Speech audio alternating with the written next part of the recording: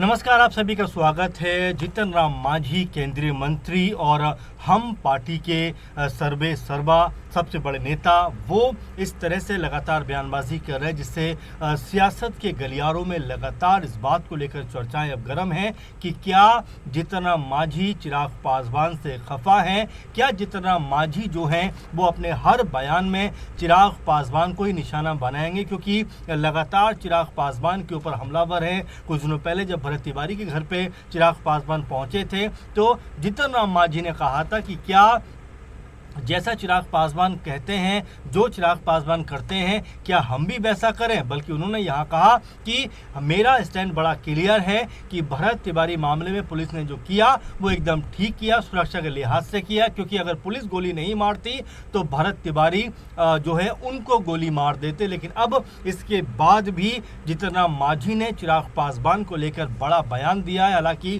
कोई नाम लेकर तो बयान उन्होंने नहीं दिया, लेकिन बिना नाम के ही उन्होंने यहाँ चिराग पासवान पर निशाना साध दिया है। और आपको बता दें कि केंद्रीय मंत्री जीतन राम मांझी यहाँ पर कहते हुए दिखाई पड़े कि कुछ लोग आरक्षण के हितैषी बनते हैं और नाखून काटकर शहीद का दर्जा लेना चाहते हैं। मांझी ने साथ ही कहा कि दलितों का आज भी वही हाल है। हालांकि अपने बयान में जीतन राम मांझी ने एक बार भी चिराग पासवान का नाम नहीं लिया और जो बयान उन्होंने दिया कि कुछ लोग जो हैं वो आरक्षण के हितैषी तो बनते हैं लेकिन कुछ करते नहीं, क्योंकि चिराग पासवान ने जो बयान दिया था कुछ समय पहले, उन्होंने कहा था कि ना तो उनके रहते संविधान पर कोई आंच आ सकती है और ना ही आरक्षण को कोई हाथ लगा सकता है। और अब उसी के ऊपर जीतन राम मांझी ने एक तरीके से पलटवार किया है। उन्होंने कहा है कि कुछ लोग बड़ा हितैषी बनने का प्रयास करते हैं, कुछ लोग ये साबित करना चाहते हैं कि वो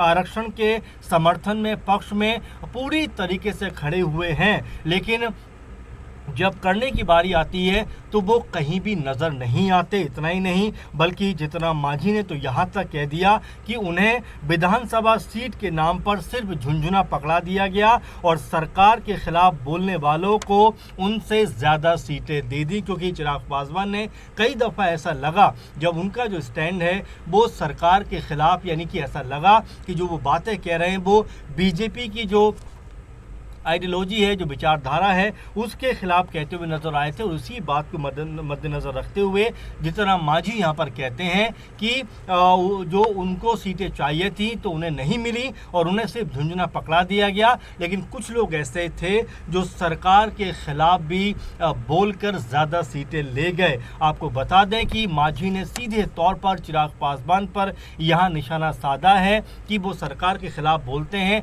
इसके बावजूद भी अधिक सीटें उनको मिल जाती हैं और आरक्षण के लिए बोलते हैं, कहीं दिखाई नहीं पड़ते। तो ये लगातार मांझी की जो बयानबाजी है ये चिराग पासवान के लिए कहीं ना कहीं परेशानी का सबब भी है। और लगातार जो बयानबाजी हो रही है उससे ऐसा भी लगता है कि क्या एनडीए गठबंधन के अंदर कहीं आपस में कोई बड़ी फूट तो नहीं पड़ रही, क्या जो दल हैं उनका जो आपस में मतभेद कहीं सरकार के लिए खतरा पैदा होता हुआ ना नजर आ जाए। क्योंकि जो चिराग पासवान, जेडीयू और तमाम दलों का रुख जो भरत तिवारी एनकाउंटर पर अलग है, लेकिन वहीं जीतन राम मांझी का रुख जो है वो एकदम से अलग दिखाई पड़ता है और वो पुलिस महकमे के साथ इस पूरे के पूरे मामले पर खड़े हुए दिखाई पड़ते हैं। आपको बता दें कि मांझी ने इसके साथ ही एक और बड़ा बयान दिया।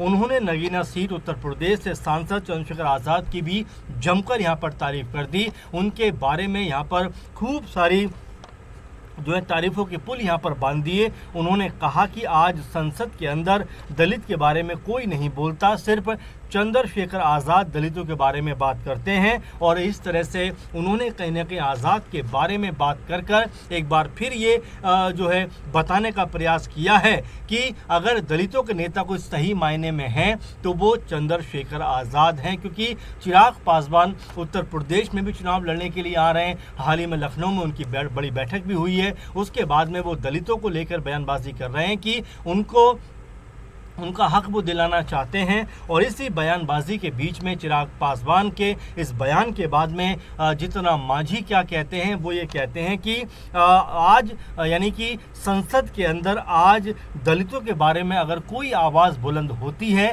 तो वो महज एक सांसद की बुलंद होती है और उनका नाम है चंद्रशेखर आज़ाद। यानी आज़ाद के बारे में यहाँ पर खुलकर जीतन राम मांझी अपना जो पक्ष रखते हुए नजर आते हैं और ये कहते हुए नजर आते हैं कि उनसे बेहतर लीडर दलितों को लीड करने वाला दूसरा उनकी नज़र में कोई नहीं है, बल्कि वो तो अपने बेटे संतोष सुमन को भी सलाह देते हैं कि मेरा बेटा जो है मुद्दों की राजनीति नहीं कर रहा है, मुद्दों की राजनीति बहुत ज़रूरी है, अगर इस पर काम होगा तो हमारी पार्टी शीर्ष पर पहुंच जाएगी। मांझी ने दलितों को लेकर कहा कि जाति बंधन अगर नहीं टूट रहा है तो हिंदुओं को बौद्धिस्ट हो जाना चाहिए।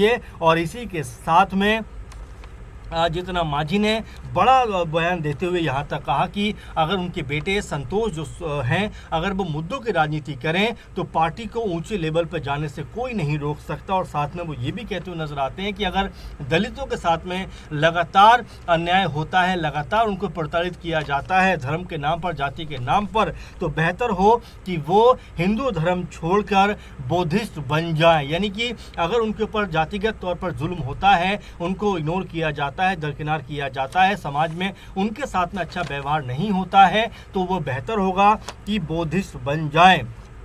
यानी एक ही कह सकते हैं बयान में जीतन राम मांझी ने कई तरह की बातों को रखा है और आखिर में उन्होंने कहा कि सम्राट चौधरी को लेकर जिस तरह से अब यहाँ पर जीतन राम मांझी ने अपना पक्ष रखा है, वो कहते हैं कि सम्राट चौधरी जो हैं किसी की आंख का कांटा बने हुए हैं। अब ये बड़ा सवाल बन जाता है कि आखिर वो किसकी आंख का कांटा बने हुए हैं? क्या गठबंधन के अंदर ही वो बात करना चाहते हैं? क्या चिराग पासवान की तरफ उनकी जो है ये जो इशारा है उनकी तरफ ही दिखाई पड़ता है? क्या जो है जेडीयू की तरफ उनका इशारा दिखाई पड़ता है? क्योंकि उन्होंने सम्राट चौधरी का पक्ष पहले भी लिया, जब पुलिस कार्रवाई हुई भरत तिवारी मामले पर तब भी उन्होंने सरकार का पक्ष लिया और यहाँ पर भी वो कहते हुए दिखाई पड़ते हैं कि मुख्यमंत्री सम्राट चौधरी जो हैं वो किसी की आँख का कांटा बने हुए हैं। अब बड़ा सवाल ये बन जाता है कि आखिर जो सम्राट चौधरी हैं ये किसकी आंख का कांटा बने हुए हैं? क्या सत्ता पक्ष के लोग ही उनसे नाखुश दिखाई पड़ते हैं? क्योंकि कई बीजेपी के नेताओं ने भरत तिवारी एनकाउंटर पर सवाल उठाए, जेडीयू के नेताओं ने सवाल उठाए, वहीं चिराग पासवान ने सवाल उठाए, तो जाहिर है कि उनका इशारा जो है वो कहीं ना कहीं इन्हीं नेताओं की तरफ है, इन्हीं दलों की तरफ दिखाई पड़ता है। लेकिन मोटे मोटे तौर पर देखा जाए तो जीतन राम मांझी ने जिस तरह से चिराग पासवान पर हमला किया, आज़ाद की तारीफ की और दलितों को लेकर जो बयान उन्होंने दिया, उससे ऐसा लगता है कि वो अब चिराग पासवान की राजनीति से तो कतई खुश नहीं है, इसीलिए लगातार उनके ऊपर निशाना साध रहे हैं।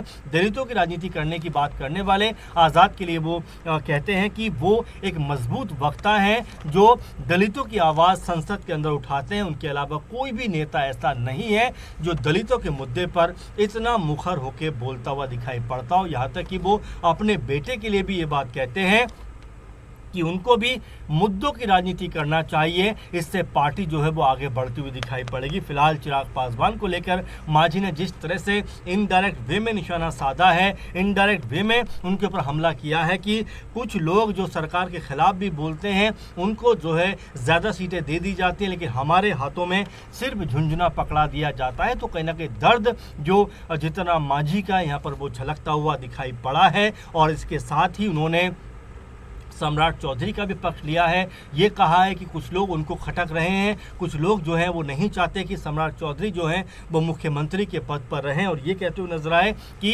सम्राट चौधरी किसी की आंख का कांटा बने हुए हैं। अब लोग कौन से हैं ये तो जीतन राम मांझी बता पाएंगे, लेकिन फिलहाल ये कहा जा सकता है कि जिस तरह से उन्होंने आज़ाद का समर्थन किया है और चिराग पासवान को घेरा है, तो बिल्कुल स्पष्ट हो जाता है कि वो एक तरीके से चिराग पासवान की राजनीति से ज़रा भी खुश नहीं है। और वहीं आज़ाद को लेकर वो तारीफ कर रहे हैं कि वो जो है दलितों के मुद्दे संसद में उठाते हुए दिखाई पड़ते हैं। इस पूरे मामले को लेकर आपका क्या कहना है, आपका क्या सोचना है, कमेंट जरूर करिए। फिलहाल के प्रोग्राम में बस इतना ही। आप लगातार जुड़े रहें। नमस्कार।